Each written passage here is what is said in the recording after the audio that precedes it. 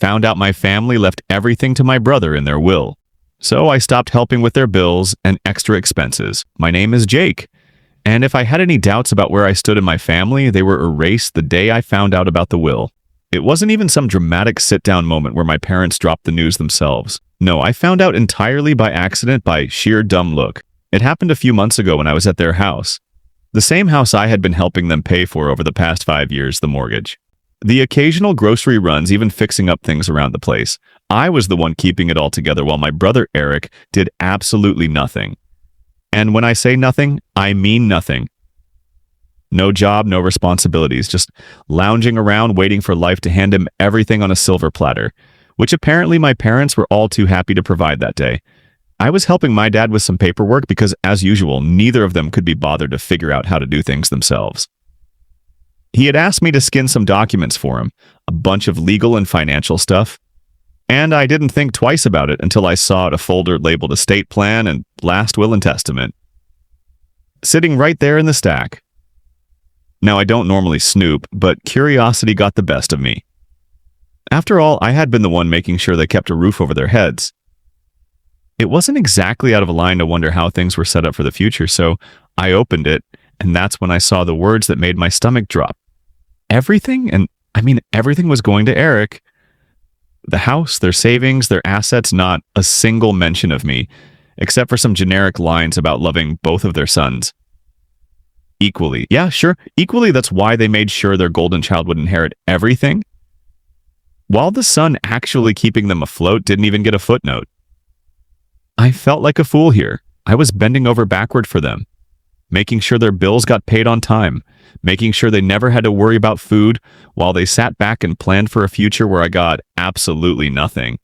And Eric, he wasn't just lazy. He was entitled. He never lifted a finger to help them, never contributed a dime, but he had somehow convinced them that he deserved it all.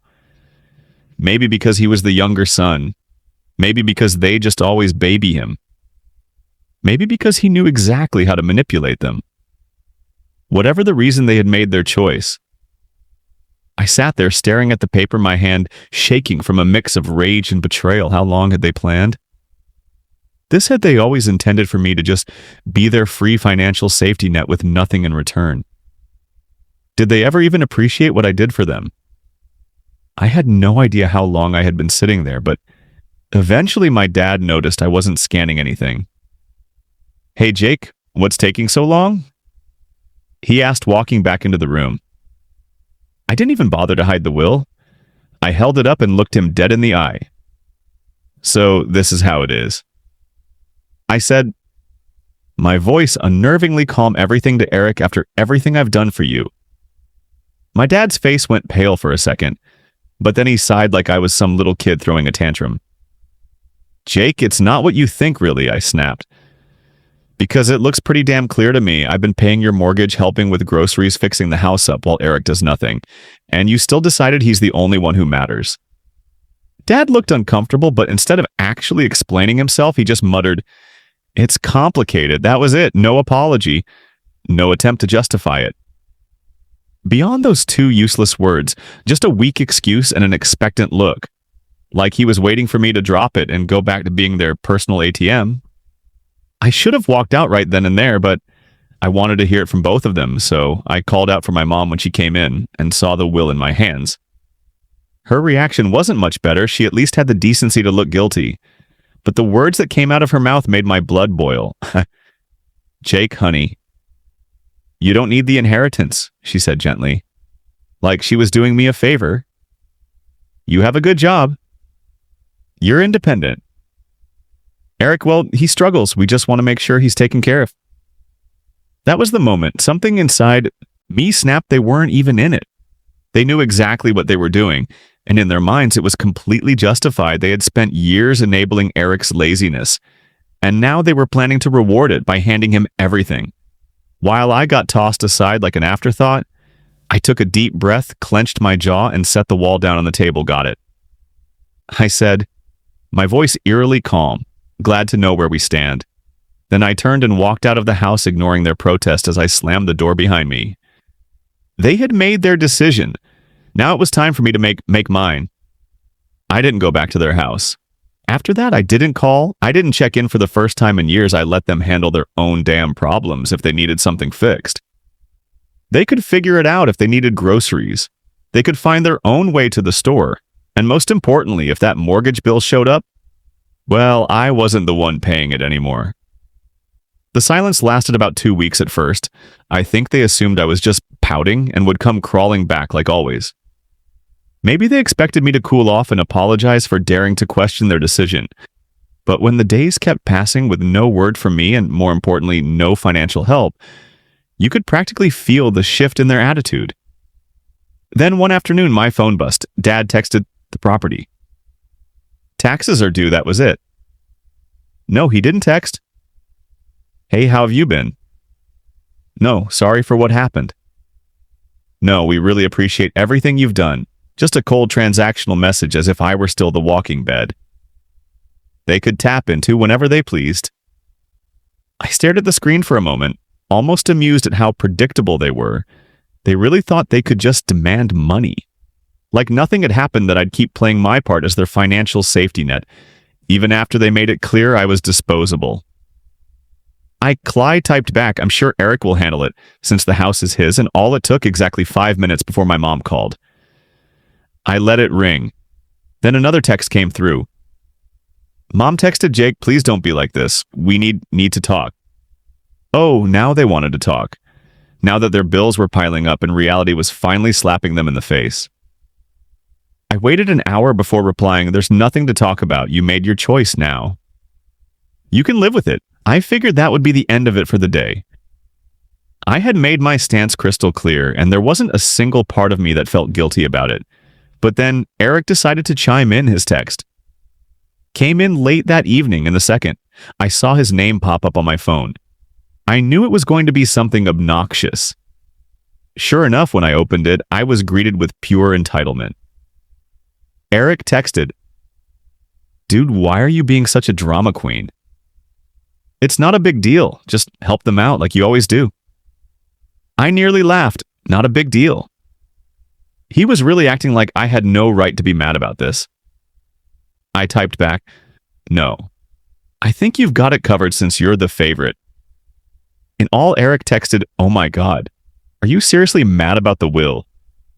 Grow up, man. Just money. Oh, now it was just money. Now that it was his to inherit it. Suddenly didn't matter that hypocrisy was astounding. I shot back then. You won't mind using some of that money to pay for the mortgage? Right, silence a few minutes later. My mom texted me again this time. Going full guilt trip mode, Mom texted Jake, Your parents' family takes care of each other. We did so much for you growing up, and now you're just abandoning us. I had to take a deep breath to stop myself from throwing my phone across the room. Abandoning them. I had spent years making sure they never had to struggle all. While they coddled Eric and rewarded his laziness, and now that they finally had to deal with the consequences of their own decisions, I was the bad guy. I wasn't falling for it. Not this time, I responded. You made it clear I wasn't part of the family when you left me out of the will. Now Eric can take care of you. I could imagine my mom gasping dramatically at that. She always had a flair for acting like the victim, even when she was the one in the wrong. A few minutes later, my dad sent another text, and this one had me seething. Dad texted, We're not asking for much, just enough to cover the mortgage for a few more months until we figure things out. Don't be selfish. Selfish, the word made my blood boil. I had been bailing them out for years, sacrificing my own money, time, and energy to make their lives easier. I had done everything a good son was supposed to do. And how did they repay me? By making sure I got nothing in return. And now when I was finally standing up for myself, I was the selfish one. I clenched my jaw, took a deep breath, and typed back, No, I'm done. Then I turned off my phone. They had made their choice. Now they were going to live with it. The silence lasted a day. I knew my parents wouldn't give up that easily, but I wasn't expecting what happened next. The next morning, I woke up to a notification on my phone, a bank transfer request. I frowned, unlocking my phone to check it was from my mom. She had actually sent me a request for money, like I was some ATM the amount. $3,500? I stared at it in disbelief, half laughing at the audacity. No message, no explanation, just a cold, shameless demand for the exact amount they needed to cover their overdue mortgage. They weren't even asking anymore, they were just assuming I'd cave. I declined it without hesitation. Not even 5 minutes later, my phone rang. It was Mom. I let it ring. Then came another text. Mom texted Jake, "I know you saw the request. Why did you decline it?" I took my time before replying because it's not my responsibility. Try Eric. Another call declined. Then another text. Mom texted, "We're going to lose the house if you don't help us." Oh, now it was an emergency after all those years of treating me like a walking wallet. Now they were finally facing the consequences, I typed back. Maybe you should have thought about that before deciding I didn't. Matter a few seconds later, Dad chimed in. Dad, you're really going to let your parents become homeless? That one actually made me laugh out loud. The manipulation was so blatant, it was almost funny. They weren't broke. They weren't about to be thrown on the streets. They just didn't want to dip into their own savings because they were so used to me covering everything. I ignored them for the rest of the day that night. I got a text from Eric. Dude, just send them the money already. You're making this a bigger deal than it is. I clenched my jaw, this entitled, "Little prick really thought he could lecture me." I typed back, "You mean the same money you're inheriting? Why don't you send it?" His response came fast. Eric texted, I don't have that kind of cash right now. So now it was about affordability. He was perfectly fine with me draining my accounts. But the second it was his turn, suddenly he had nothing to offer. I replied, "Guess you better figure it out then, bro. You're the one they chose." No response. I went to bed feeling oddly at peace, like I had finally broken free from years of manipulation. But the next day, things escalated. I was at work when I got a call from my apartment's front desk. "Hey, Jake, your parents are here." I nearly dropped my phone. "What?" She hesitated before adding, "They're saying it's an emergency and that you won't answer their calls." Oh my God, they showed up at my apartment. Just because I stopped paying their bills, I took a deep breath. Pinching the bridge of my nose, "Please don't let them up. I'm not expecting them." There was an awkward pause. They're being kind of pushy." I clenched my jaw. "I don't care, they can leave." I hung up and immediately got a text from Mom. We downstairs opened the door. No question, no explanation. Just another demand. I didn't reply. Another text from Mom. "Jake, we're not leaving until you talk to us." I exhaled sharply, standing up from my desk. They weren't going to back down fine. I was about to teach them a lesson. They wouldn't forget. I grabbed my keys and stormed downstairs, my blood boiling. I wasn't scared. I was furious, the sheer audacity of these people to show up at my home. Uninvited, demanding money, like I was their personal ATM, not even a phone call. First, not even a half-hearted apology, just a full-on ambush. They really thought they could just corner me into submission. Like I was some naive kid. I yanked the door open and there they were, Mom, Dad, and of course Eric, all standing in a tight little formation. Like they were about to stage a family intervention. Mom had her arms crossed, her classic disappointed mother looked locked and loaded. Dad was standing stiff, hands in his pockets, his expression a mix of frustration and entitlement. Like he couldn't believe I was actually making him do this in person. And Eric, the little leech, had the nerve to look bored, like this whole situation was just mildly inconvenient for him, like he wasn't the reason. Any of this was happening the moment Mom saw me. She went full theatrics. "Jake, finally, we need to talk." I leaned against the doorframe, arms crossed. "No, you need to leave." She blinked as if she physically couldn't comprehend what I just said. "Excuse me, you heard me." My voice was calm, controlled, but firm. "You don't get to just show up at my apartment demanding money. That's insane." Dad let out a sharp scoff. "Are you really going to let us lose the house over a petty grudge?" Eunice let out a cold laugh. "Petty grudge." Oh, you mean the one where you decided I was good enough to pay your bills, but not good enough to be in your will? That grudge mom gasped, clutching her chest like I had just slapped her. Jake, that's not fair. We only did what we thought was best for the family. I tilted my head. Best for the family? You mean best for Eric? Just say it, silence along. Heavy silence, Eric, who had been weirdly quiet up until now, finally spoke up. Look, man, I don't even want to be involved in this. I didn't ask for anything. I turned to him, finally letting loose. No, you just sit back and take everything that's handed to you. You're 28 years old. Eric, get a damn job. His face turned red. Dude, what the hell? I took a step closer. You heard me. You want to inherit the house. Start acting like a homeowner. You want to be the golden child. Start paying their damn bills. I'm done being your personal bank. Eric looked away suddenly, very interested in the pavement. Mom took a deep breath, recalibrating her guilt trip. Jake, he's your brother. I nodded. Yep, and I've supported him longer than you ever have.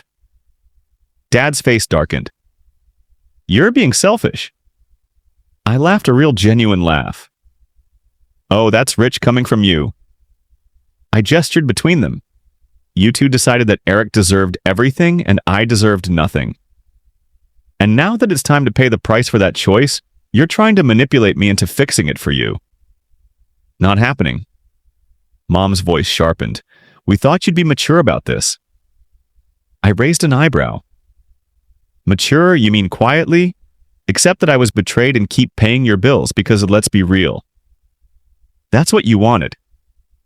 Dad stepped forward, trying to loom over me like he used to when I was a kid. Jake, we raised you. We fed you, clothed. You gave you everything. The least you can do is help us now. I looked him dead in the eye. I already did for years. And you repaid me by cutting me out. Mom's lip trembled. We thought you'd understand. I exhaled, shaking my head. Oh, I understand perfectly. I understand that I was never family to you. Just a paycheck silence again. A suffocating, undeniable silence. I turned to Eric, who was still pretending to be invisible, and what's your excuse? You had years to grow up to get your life together to contribute, but you didn't. Because you knew they'd take care of you. And when they're gone, you just expected me to step in. Huh. Eric finally snapped. What do you want me to say, man? I didn't ask for this. I nodded slowly, right? You didn't ask. You just benefited. His mouth opened, then closed. Nothing. He had nothing. Mom tried one last guilt trip. Jake, we're family. Family takes care of each other. I stared at her for a long moment before answering exactly. So, why didn't you take care of me? She froze, no words, no comeback. Nothing. I let out a slow breath, feeling lighter than I had in years. We're done here. I turned and walked back inside, closing the door behind me, before I even made it back to my couch. My phone buzzed a new text from Dad. Wow, after everything we've done for you, you're really going to abandon us. I smirked, typing back, no, you abandoned me. I'm just finally accepting it. I hit send, then I blocked their numbers, but I had no idea that blocking them was only going to make things worse. It didn't take long for things to spiral out of control. Less than a day after I blocked them, I started seeing posts on Facebook. My parents had never been the most tech-savvy, but they sure knew how to air their grievances online, especially when they were feeling self-righteous at first. I thought it was just my parents being dramatic. I mean, that was their go-to-move, airing out family drama for everyone to see, but the longer I scrolled through their feeds, the more I realized this wasn't just about me not helping with bills anymore. The posts were disguised as family love, but they were thinly veiled shots at me. Mom had posted something about how she didn't raise her son to be so selfish and how true family helps each other no matter what. A few of her friends commented along the lines of how I was a disappointment and so out of touch with what really matters then. Dad chimed in with his own post. So-called fam should never turn their back. When you need them most, we gave everything to our children. And this is how we're repaid. My son, who should be helping us in our golden years, has chosen to abandon us. He tagged me, adding a passive-aggressive. I hope you're happy at the end of it. But the real kicker came from Eric. I should have known he'd get in on the drama. He shared a post that was brimming with falsehoods. Some people think that family is just about money. They don't understand that family is about love and sacrifice. I do anything for my parents, but some people just don't get that they're too wrapped up in themselves to realize that true love is about helping those who raised you. He even threw in a disguised jab at me. I wish some people could learn what it really means to be family. I love my parents, and I'm grateful for everything they've done. That was it. That was my breaking point. I sat there staring at the screen in disbelief. How had it gotten to this point? They turned this entire situation around, made me the villain. The selfish son who wasn't willing to support his sacrificial parents. The son who didn't appreciate all the love they gave me over the years. How could they? I had always been the one who worked hard, the one who contributed, the one who never complained. I had to swallow the fact that somehow they had convinced themselves they were in the right, and now they were telling everyone that I was the problem. I didn't want to react immediately. I took a step back, collected my thoughts, and waited for a few hours. I wanted to make sure I didn't just rush into something out of anger, but the more I thought about it, the more I realized that I couldn't let them get away with this. If they were going to drag my name through the M, I was going to set the record straight. So I pulled out my phone and I started typing. I opened my own Facebook account, the one I kept for close friends and real family, and I posted a lengthy update. I wasn't interested in playing their game. I didn't want to get bogged down and petty. Back and forth, what I wanted to do was tell the truth. Here's what I wrote. I know I've been quiet for the past couple of days, but I can't stay quiet any longer. My family has been sharing a lot of things online about me that are simply not true. They've portrayed me as the villain, the selfish one who refuses to help my parents in their time of need. I'm here to set the record straight. I've always helped my family from the moment I could get a job. I've been the one helping with bill paying for groceries and supporting them in every way I could. But there comes a point where you can't keep giving. Without being respected over the years, I've watched my parents favor Eric, giving him everything. The house, the money, the attention. Meanwhile, I was expected to just keep giving without ever being considered as equal. I'm sure some of you might be reading this and thinking, well, that's just how family works. But here's the truth. Family should be a two-way street. When I found out that my parents left everything to Eric and their will, I realized how one-sided this entire relationship had been. They didn't even consider me, not even for a moment. They've made it clear that I'm just the one they can count on when things get rough, but never the one they actually want around unless it's convenient for them. For years, I've been the one funding their lifestyle. I've paid for vacations, chipped in for bills, and even helped out with things like the house taxes and for what to be treated like a backup plan. I'm done. I'm not just some wallet they can pull money from whenever they need it. I'm a human being, and I deserve respect. I've earned the right to be treated like I'm matter. Not just when they need something from me. As for Eric, it's time for him to grow up. He's 28 years old and he's never worked a day in his life. He's never taken responsibility for anything my parents have enabled him for so long, that it's no surprise he's the one they favor. But here's the thing, he's had plenty of time to get his life together. And now it's time for him to stand on his own 2 feet. To everyone who has been following this drama and supporting my parents, you need to understand that there's always 2 sides to every story. Yes, family is important, but it's also about mutual respect. I've given enough for a lifetime, and I'm not apologizing for taking a step back. This is not me turning my back on family. This is me finally choosing myself into my parents. I wish you the best, but I am done being your doormat. I hit post and instantly I felt a sense of relief for the first time in my life. I was telling the world the truth about my family, about how they had taken advantage of me for years, how they had always expected me to be the one to save them, without ever once thinking about what I needed. I wasn't going to let their narrative control my life anymore.